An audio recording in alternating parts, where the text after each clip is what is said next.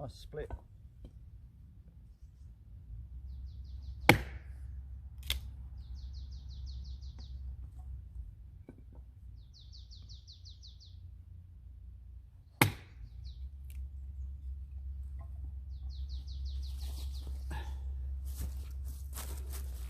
That's a technique that I really like to use. It's perfect. Get a nice stave of hazel, which you just found, and 4 nice splits.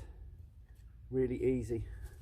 Always remembering, keep your fingers out of the way, and to twist with a wood, not with an axe.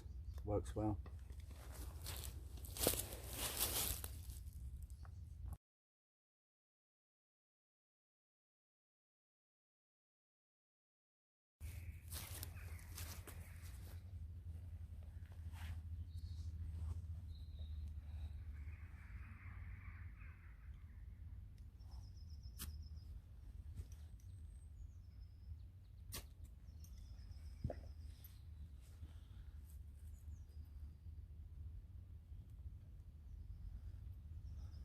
On strike again, Stuart. Joey, I know you love your one strike.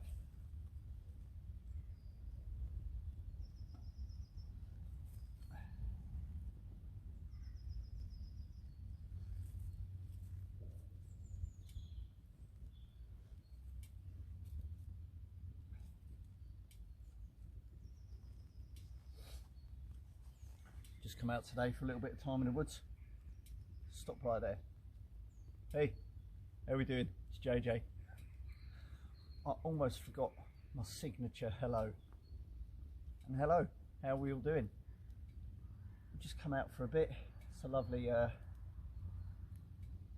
cold, but the sun's poking its head out in the woods at the weekend. No real purpose today, just out. Might have a little plink of the air rifle. Just going to get the firebox nicely going. Brought the Eagle Products kettle back out today because we're loving using that. So I've just come out just to spend a little bit of time in the woods. You know, and I talk about this time of year, it's still got some warmth in it.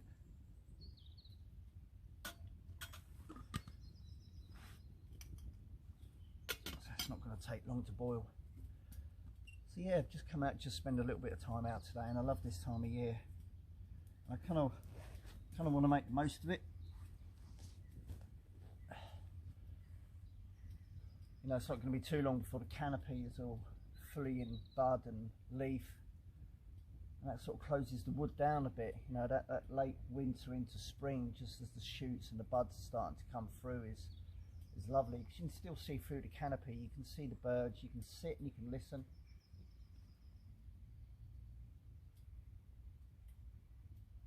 Crows over the back, blackbird, robin, blue tip. It's lovely, and you can still see them up in the trees moving about, so that's why I like to make the most of this time. And yeah, we've just come out, found myself a little spot in the wood that I don't normally use. I mean, the wood that I do normally come to, but I just kind of set myself further back into the bit that's got loads of hornbeam and a big covering of the bluebells, and I've actually managed to pitch my full lavvu in an area that just seems to be devoid of bluebells. And I'm really careful about where I sort of place my feet, so I'm not trampling them down, because I love to see them come out and I don't want to ruin that. So yeah, just out, a little bit of a brew, and we just make the most of this time. Right, we'll get that going, come back in a bit.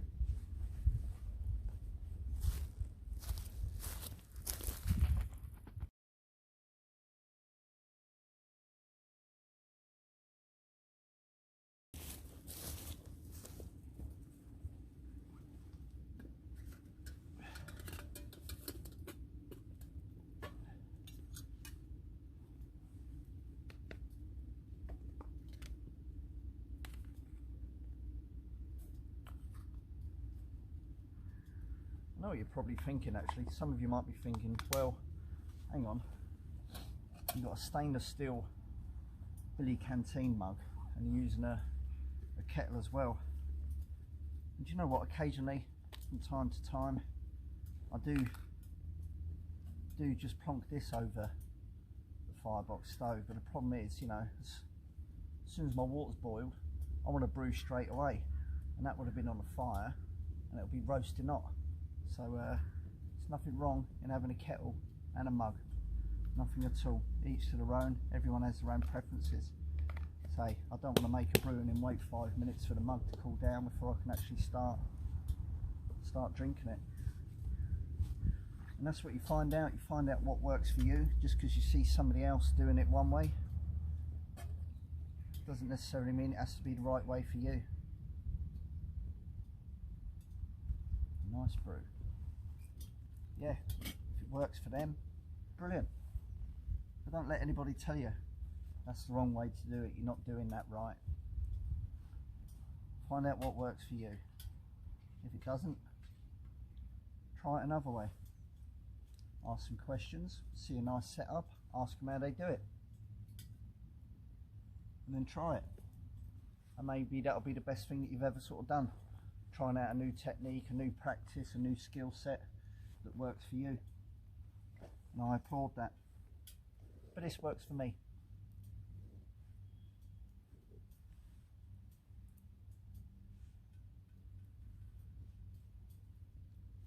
I think by the time this goes up, I might have had another video or two put up, and one of them would have shown me in this wood with the air rifle. And that's not videos that I'm going to start putting into groups, because some groups are obviously not about that. So I'm just going to put the odd little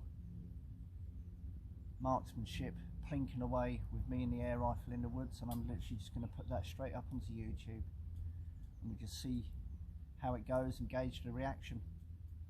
So it's just plinking at targets and cans, and I'm happy just doing that. So I won't be putting it into the groups. I'll put it into my own group because I know that's going to work.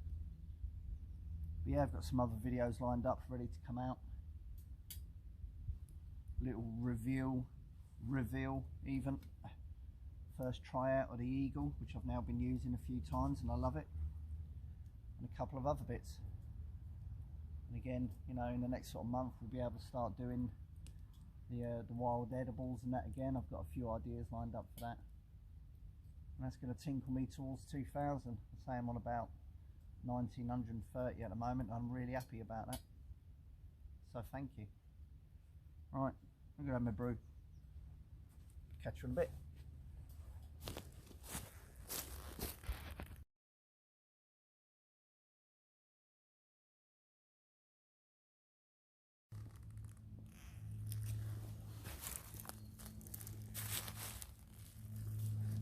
Looking at this fallen down tree trunk that bluebells are growing up around, and obviously where all the bark's come off, you can see where the trunk has sort of twisted round, and that as it's grown, it just shows up nice sort of patination.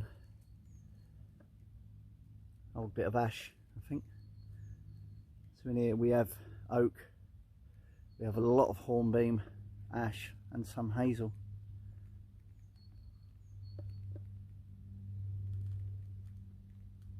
And a lot of bluebells are going to come up very, very soon.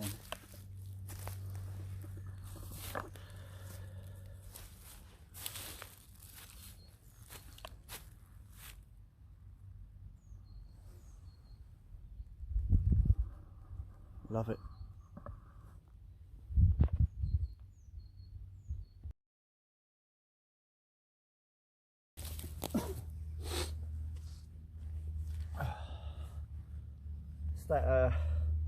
It's that time of year where I start asking myself, what is it I'm going to learn this year?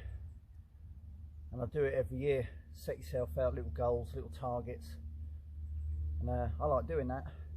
And that's not what everyone's about. I completely get that. Some people literally just like to go out, do their thing, and that's it. They just enjoy that little bit of time out in the woods. Me, I'm on a journey of learning and understanding. like a mindfulness, a connection to the woods and the mountains and the lakes and the rivers. And of course, you know, I love my wildlife and my nature, my flora, fauna and fungi. But still, you know, there's only so much you think you know. So each year I set myself out and I say I'm going to learn this and I'm learning that. And in the last couple of years, one of the real fundamentals for me has been my wild foraging, my edibles, my identification of plants and stuff that's safe to consume and use. And that is a path that never stops. There's so much to learn. And again, this year I'm setting myself out to push that progression and learn a bit more. And you know what, there are other things as well. You know, people always say you've got such an amazing setup, why don't you hammock and that? And well, basically it doesn't really work for me. I tried it, I had all the setup and that, and I just found it too much of a faff, and I couldn't get comfortable. And I really practiced that setup, that technique and that, and it didn't work for me, so I sold all my kit. I'm a ground dweller, a real ground dweller. But these setups with the tents and the lavvus are really easy, really straightforward once you get it dialed in. But going back to the hammocking side, you know, it's all the knot work and that, and you know, I've climbed for years and years and years and years, but I kind of noticed that maybe my knowledge of knot work has gone down a level or two, so I'm gonna get myself back to basics and start learning a lot more knots and that again. What else? I don't know really. I don't know. I need to have a think about that. But yeah, the wild edibles and foraging, knot work, and just see where this year takes me.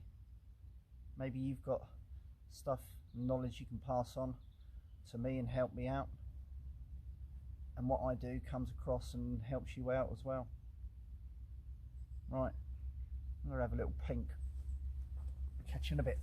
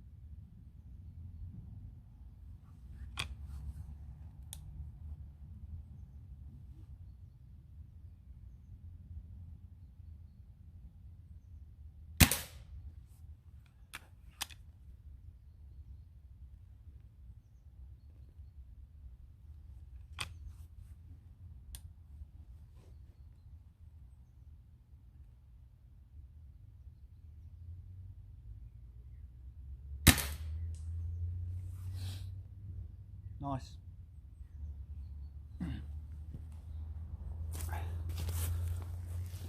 This is just purely for plinking away at targets.